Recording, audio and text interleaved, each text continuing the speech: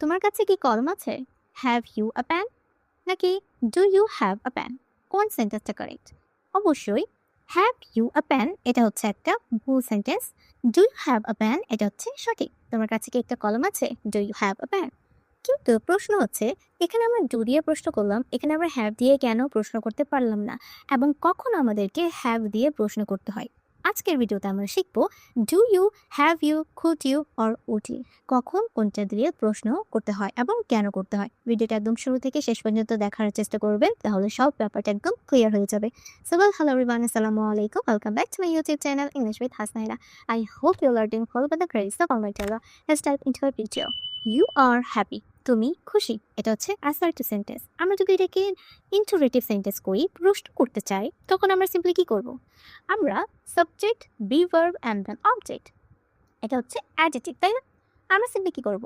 এই বি ভার্বটাকে এখানে নিয়ে আসবো, বি ভার্ব থেকে একদম ফার্স্টে নিয়ে আসবো।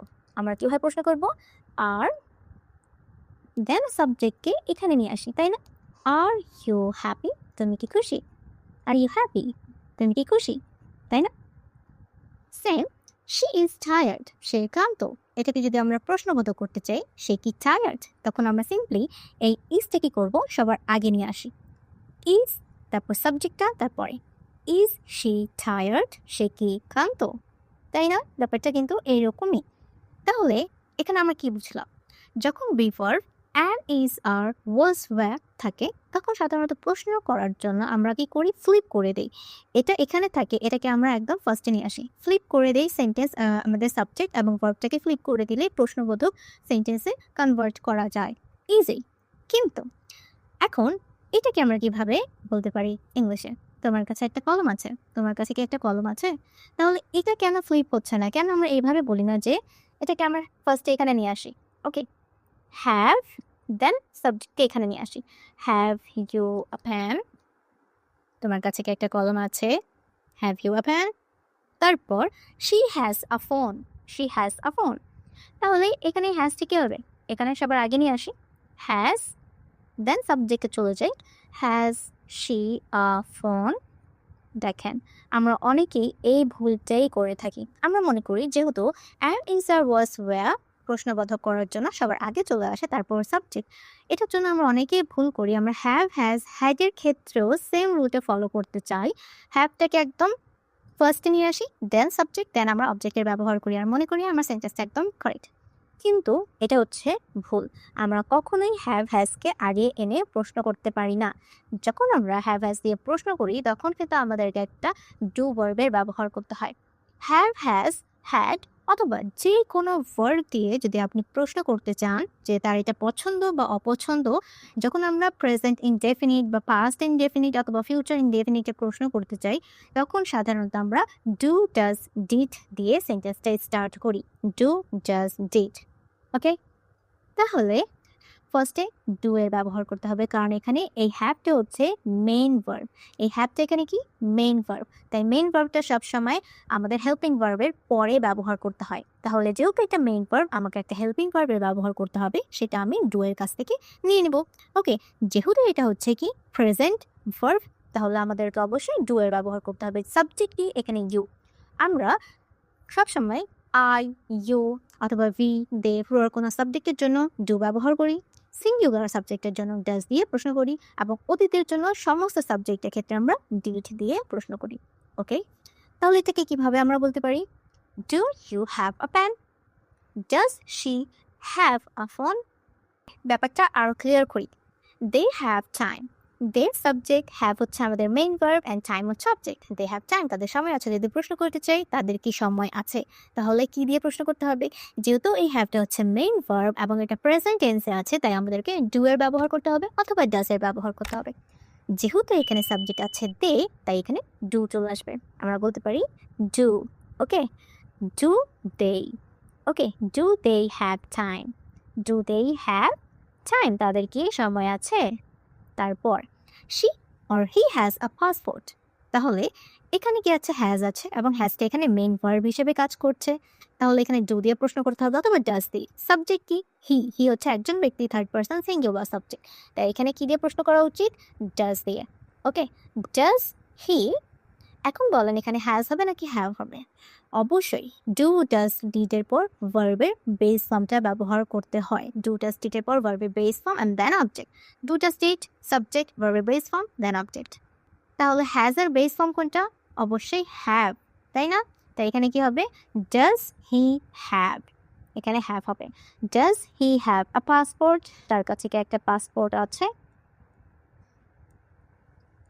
দেন আই নিড হেল্প, এখানে এই নিড হচ্ছে মেইন ভার্ব। নিড মানে কি? প্রয়োজন। আই নিড হেল্প এটা কি একটা ভার্ব, তাই না? যদি এটাকে প্রশ্ন করতে চাই তাহলে কি হবে? যেহেতু ডু আছে, যেহেতু আই সাবজেক্ট, তাই ডু দিয়ে প্রশ্ন করতে হবে। Do I need, do I need help, do I need help. তাহলে এখানে লাইক কি? ভার্ব, যেটা বেস ফর্মে আছে, তাই এখানে ডু অথবা ডাজ দিয়ে প্রশ্ন করতে হবে। সাবজেক্ট যেহেতু ইউ, তাই এখানে কি আসবে? Do. Do you like, okay, do you like pizza? They eat একটা ক্যাম্পেইন, তাহলে এখানে কি দিয়ে প্রশ্ন করা উচিত? ডু দিয়ে। Do they it, okay, do they eat একটা ক্যাম্পেইন। ওকে, তারপর হি প্লেজ ক্রিকেট, এখানে কি আছে? He plays cricket. প্লেস এর সাথে কি আছে? এস, অতিরিক্ত এস যুক্ত করা আছে। যেহেতু এখানে সাবজেক্ট কি হি, তাই এখানে ডাজ দিয়ে প্রশ্ন করা উচিত। তাই আমরা কি প্রশ্ন করব? ডাজ। ওয়েল, এখানে আমি অন্য কিছু লিখে দিয়েছি, I am extremely sorry. Does he, এখানে কি হবে? ভার্বের বেস ফর্ম। ভার্বের বেস ফর্ম মানে হচ্ছে ভার্বের সাথে কোনো ধরনের এস, ইএস, ইডি কোনো কিছু যুক্ত করা যাবে না। Does he play cricket? I made a mistake, আমি একটা মিস্টেক করেছিলাম। এখন এটা যেহেতু অতীত, আই মেড, তাই এটার জন্য আমাদেরকে কি ব্যবহার করতে হবে? ডিড ব্যবহার করতে হবে। আমি কি ভুল করেছিলাম? তাহলে কি হবে? ডিড আই মেক, এখানে কি হবে? মেক। অবশ্যই মনে রাখবেন ডিড সাবজেক্ট দেন ভার্বের base form. Did I make a mistake? It rained last night, তাহলে এখানে কি হবে? Did it rain, okay, did it rain last night?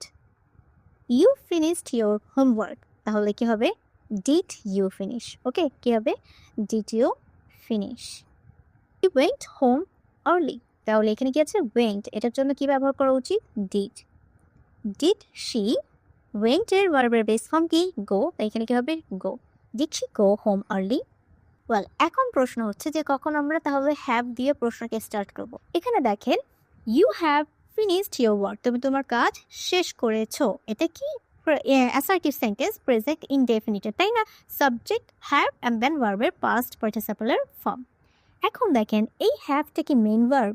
না, এই হ্যাভটা হচ্ছে এখানে হেল্পিং ভার্ব। এই হ্যাভটা কি? Helping verb. এখানে মেইন ভার্ব হচ্ছে ফিনিশড, ওকে, যেটা ভার্বের পাস্ট পার্টিসিপেল ফর্মে আছে। তাহলে এই হ্যাভটা যেহেতু হেল্পিং ভার্ব, তাই আমরা কি করতে পারি? যখন প্রশ্ন করব তখন সাধারণত আমরা এই হ্যাভটাকে সবার আগে ব্যবহার করতে পারি। আমরা এখানে এটাকে কি করব? ফ্লিপ করব। হ্যাভ, এখানে কি আসবে? হ্যাভটা আগে আসবে। হ্যাভ দেন সাবজেক্ট চলে আসবে। Have you finished? Have you finished your work? তুমি কি তোমার কাজ শেষ করেছো? ওকে, আপনি জিজ্ঞাসা করছেন কাজ কি ডান হয়ে গিয়েছে, আপনি কি শেষ করেছেন আপনার কাজ? ওকে, then she has called you, সে তোমাকে ফোন করেছে, কাজটা কমপ্লিটেড। যদি প্রশ্ন করি সে কি তোমাকে ফোন করেছে, আপনি জিজ্ঞাসা করেছেন যে কাজটা হয়েছে কিনা, তাহলে এখানে কি আসবে? যেহেতু এখানে হ্যাজ আছে, তাই আমরা প্রশ্ন করার সময় হ্যাজ ব্যবহার করব। সিম্পলি হ্যাজটি কি আসবে এখানে? Okay, has she, has she called you, সে কি তোমাকে ফোন করেছে? হ্যাজ শি কলড ইউ, সে কি তোমাকে ফোন করেছে? ওকে, এইভাবে আমরা হ্যাভ হ্যাজ দিয়ে প্রশ্ন করি। যেহেতু এখানে এই হ্যাজটা হচ্ছে হেল্পিং ভার্ব, তাই হেল্পিং ভার্বটা আগে আসবে, সাবজেক্ট দেন মেইন ভার্ব। সমস্ত মডেল ভার্বের ক্ষেত্রে সেম রুলসটাই আমরা ফলো করব, যেটা আমরা বি ভার্বের ক্ষেত্রে ব্যবহার করে থাকি। যেমন মডেল ভার্বস কোনগুলো?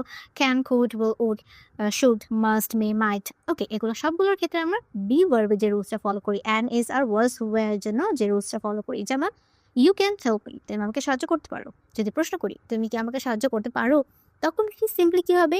এই মডেল ভার্বটা সবার আগে চলে আসবে, বি ভার্বের মতোই।